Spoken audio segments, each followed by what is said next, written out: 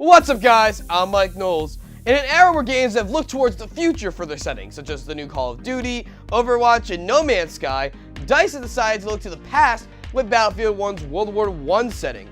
And it seems to be doing some pretty good wonders for them. Design director of Battlefield 1, Lars Gustafsson, sat down with GameSpot at Gamescom to talk about why they decided to go with the World War I setting. He stated, "Every time we open the research books, we find a new weapon or technique we didn't know was used during World War I. The misconception is that it was all trenches and slow-paced combat, but this was a war of firsts.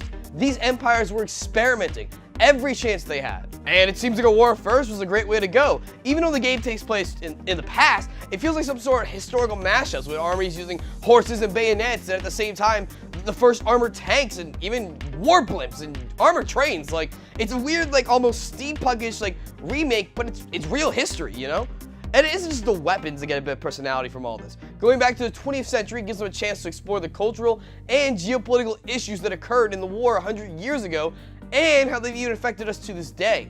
And you can bet that this will lead to a very insightful setting for both the gameplay and the campaign story. As he stated, "Our research isn't confined to weapons and vehicles. We've sat down to watch movies, talk with experts, page through books as we try to figure out which story to tell from this time period. The empires involved in World War I were massive, and in a way, each of them was greedy, trying to gain something more as the war continued. There were a lot of different motives we wanted to explore. It was a complicated time.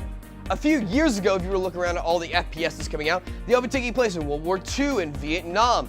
And so taking it back to this war, not only back to the past, is kind of a risk considering it's where games are moving away from, but it's a risk because it's a war people didn't know about, but it seems to be paying off big time for them.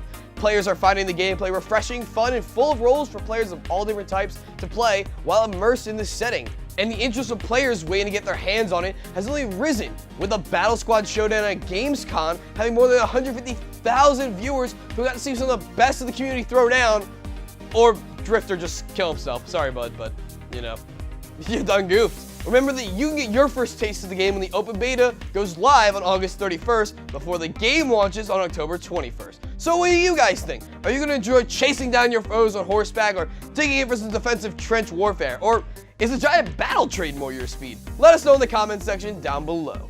As always, guys, subscribe for more great daily content or check out another video, and we'll see you guys later. My friend, as of today, the timers are at 0. And finally, we get to see what's inside to find only a Rubik's Cube, a fanny pack, a Walkman. What?